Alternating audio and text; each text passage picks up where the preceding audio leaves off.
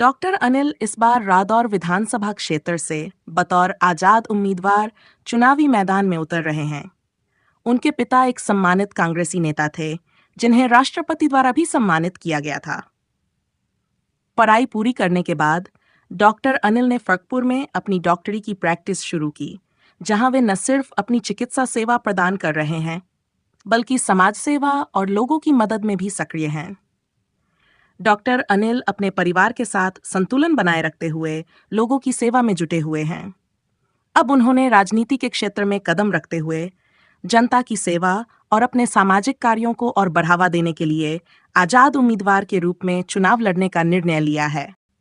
उनका उद्देश्य राजनीति में जाकर सीधे जनता की समस्याओं का समाधान करना और एक बेहतर समाज का निर्माण करना है।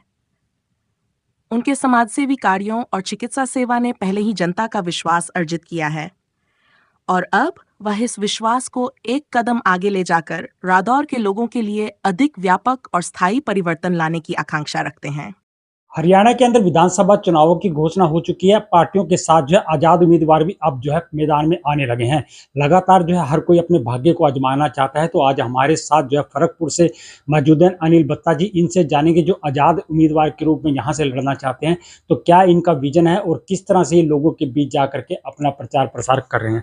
सर, स्वागत है आपका हमारे चैनल। नमस्कार जी, मैं डॉक्टर अनिल बत्ता हल्का दौर से आजाद प्रत्याशी के रूप में इलेक्शन लड़ना चाहता हूँ। मेरी एक यही एम है कि मैं अपने इलाके को अच्छा साफ सुथरा, और मेरी एक और है कि अपने स्कूल, यहाँ पे स्कूल, लड़कियों के लिए कॉलेज और सारा विकास कार्य करवा सकूं। डॉक्टर साहब, आप वैसे तो पेशे से डॉक्टर हैं, मगर ये आप राजनीति में आने का आपका क्या एम है? क्या आप सोच के जैसे बड़ी बड़ी पार्टियां हैं उनके बीच आप आजाद उम्मीदवार के रूप में कैसे स्ट्रगल कर पाएंगे? मेरा परिवार, मेरे पापा 60-70 साल से कांग्रेस से जुड़े। उससे पहले मेरे दादाजी वगैरह सारे कांग्रेस से जुड़े थे, लेकिन अब आके कांग्रेस से मैं भी जुड़ा था, लेकिन मैं उनकी नीतियों से बहुत परेशान होकर मैंने आजाद उम्मीदवार के रूप में इलेक्शन लड़ना चाह रहा हूँ। मेरे पिताजी एक राजनीतिक आदमी थे, उनकी हल्का रादौर में बड़ी अच्छी पैठ है और उनका अच्छा गुडविल थी जी। अगर बात करें तो जैसे कि कांग्रेस ने भी पहले 10 साल राज किया, पिछले 10 साल से भाजपा सरकार राज करे।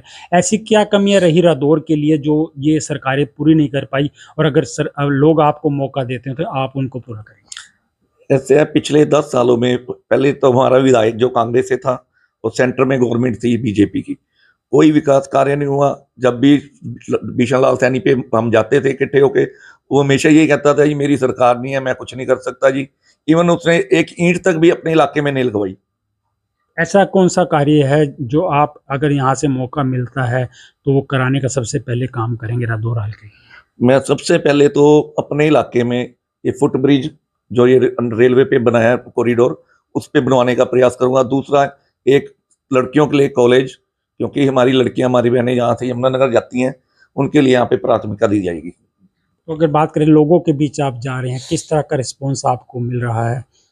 देखिए, लोग तो मेरे पापा की वजह से मुझे बहुत चाह रहे हैं, क्योंकि मेरे पापा का रसूख बड़ा अच्छा, उसके जैसे उनका वो चलता है उसी हिसाब से मैं उनकी राह पे चल रहा हूँ। दिन पर लोगों की सेवा करता हूँ, रात दिन कोई भी मेरे दरवाजे से वापस नहीं जाता। तो ये थे जो अनिल जी जो बतला रहे थे कि अगर इनको यहाँ से मौका मिलता है तो ये लोगों के लिए बेहतर कार्य करेंगे। तो हम भी चाहेंगे कि आप जो इनकी बात को भी सुने। वोट करना हर किसी का अपना अधिकार है। ये तो आने वाली 8 तारीख को ही पता लगेगा ताज किसके सिर पर सजता है, मगर हम इनको अपनी उम्मीदों के साथ अपनी ओर से भी जो है इनको शुभकामना देना चाहेंगे। आज़ाद उम्मीदवार के रूप में यहाँ से लड़ेंगे। तो तब तक के लिए हमें दीजिए इजाज़त, फिर किसी नई खबर मिलेंगे। धन्यवाद।